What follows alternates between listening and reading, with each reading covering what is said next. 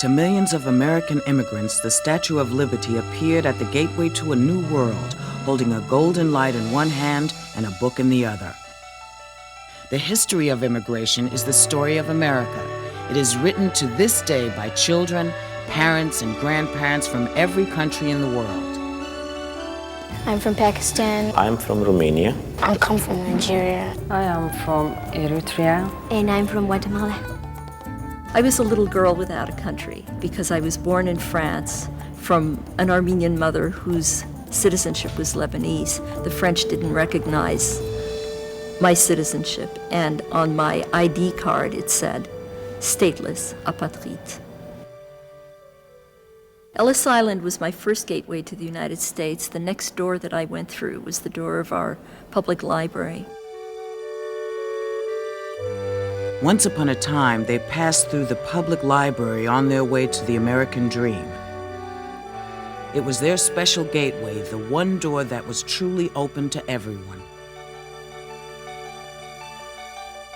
While much has changed, this warm welcome remains the same, and so does the simple truth that in our country, libraries change lives.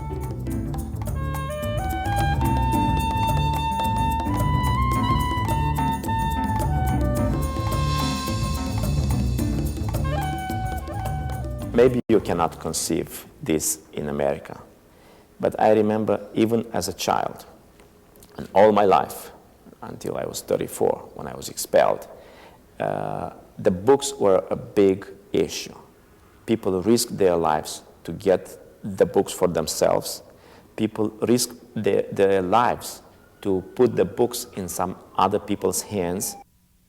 The secret police, well, or the Securitate, used to come to my home, and repeatedly they've been looking for books.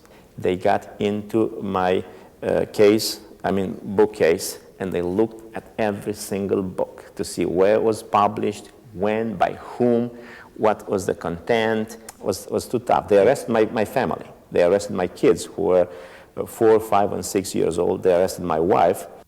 In March '86, I was kicked out of the country, fortunately with my family. The Americans do not realize that how it looks like a library in another country. There was a bell next to the librarian telling that, it's time to stop. So when he rings the bell, I knew that I have to stop reading, even though I don't finish it. Okay, I have to turn the book. I get sad when I go home back without finishing the book. This is the view that my kids had to grow up with, and it's a shame. It's like living in a cage. Without books, they would be nowhere. Their lives would be empty. They'd be hollow. But being that they're reading and they're learning, their imaginations can take them anywhere, even outside of these projects now. There are thousands of public libraries. They come in all shapes and sizes, but they do have one thing in common. They're free to the public, free to you and me. Anybody can go into any public library, and there is something there for everyone. My children, my 4 children, live in the library, in a public library.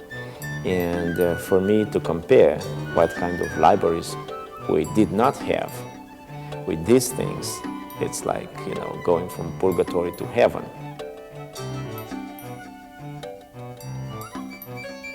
Once we cross the Atlantic Ocean, a lot of things change in their mind toward me or regarding their parents. I used to know everything they wanted to know there because I know the Romanian culture, the Romanian literature, the Romanian history, the Romanian math even. Here, I don't have the terms. I don't know anything about the American history.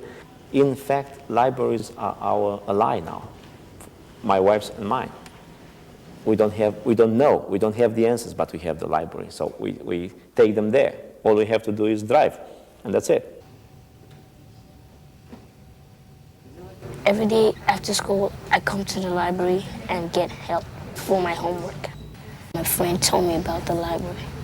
He told me that, do you know that there is a library that you get help from? Then I started going there, then the help teacher started teaching me a lot of stuff that I don't know before.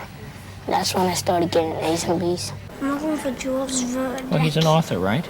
And I can't find it. Okay, I'll tell you what. How do we get to V? I want to find the book The Time Machine.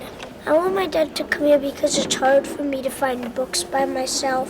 So my dad helps me and because I love him.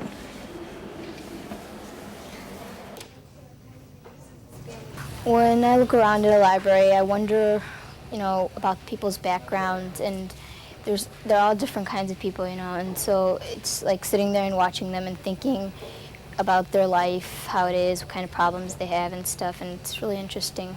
Basically, we're all book readers here. There's no color or no race, really. We're lovers of books. My boyfriend brought me here. We just come to walk around, just spend time together. Well, around where I live, it's too fast. It's too crazy. When I come over here, it's a different atmosphere. It's calm, and you get time to spend by yourself. Just looking at magazines and books, reading, and I think it is safer out in here than it is out there on the streets. Not every community has a library. That's why librarians put libraries on wheels. Kids here get excited about the bookmobile because we don't have a library around our school, and the library in our school has only old books, and the bookmobile has newer books. I've been coming to the bookmobile since I was in kindergarten, and when I first came, it was like the day of the bookmobile, and every time I went, they would always push me and everything, so I'd always have to get the little Clifford books or something, the leftover books. So you learned what? So I learned that you have to be pushy, and you have to push your way through everybody if you know what you want.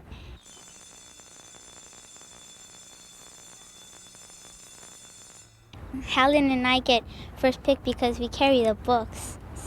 So we get the best books sometimes. If you think libraries are just for books and bookworms, think again. Libraries are changing with the times. I'm come to the library to teach my children how to use the computers. I'm from Mexico City. I'm 32 years old. I'm gonna do whatever I can to teach them. Right now, I want to help my children to improve, not to be like me when I was young. In the past, librarians placed foreign language newspapers out on the sidewalk to attract immigrants. Now many libraries stock materials in a variety of languages, not only newspapers and magazines, but music and videos and books.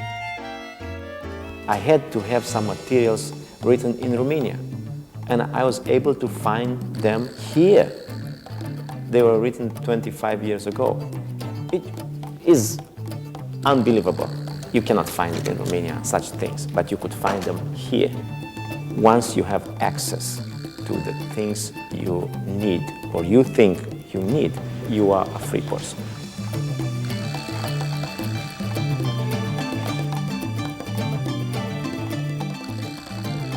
Over the years, millions of Americans have learned English at their public library. I was tongue-tied without a language that everyone else spoke.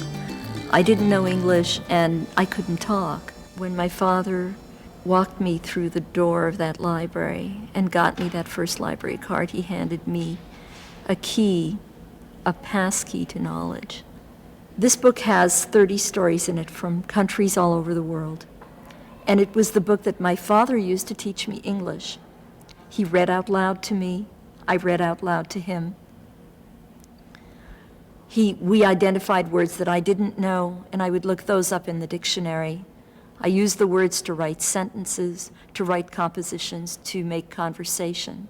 Within a month from beginning to read this book, I approached my father and I announced to him that I was now ready to speak English, but that I could only do it in a whisper and only in his ear. I've been here in the United States now for 21 years. I came when I was 16 years old with 2 girls. I was a very young mother. And for me coming to the United States, it was a very dramatic experience because I didn't know the language. So when my children started going to the Head Start program, I was introduced for the very first time to the library system here in the United States. So it was a way for me to learn about the country and also about how to help my children with the school, with their homework, with the language. This is one of the few places where English as a second language instruction is available at no cost to the participants. We've got a line around the corner of people who are waiting to come in, standing in the rain to register. Once you get your pass, try not to leave the line. Once they give you your pass, try not to leave the line, okay? As African, we speak French in our country. But when we come to America, we have to speak English. I like learning English because I have to help my kids. They grow up here, they go to school, and they have homework, and sometimes I can help them with classes.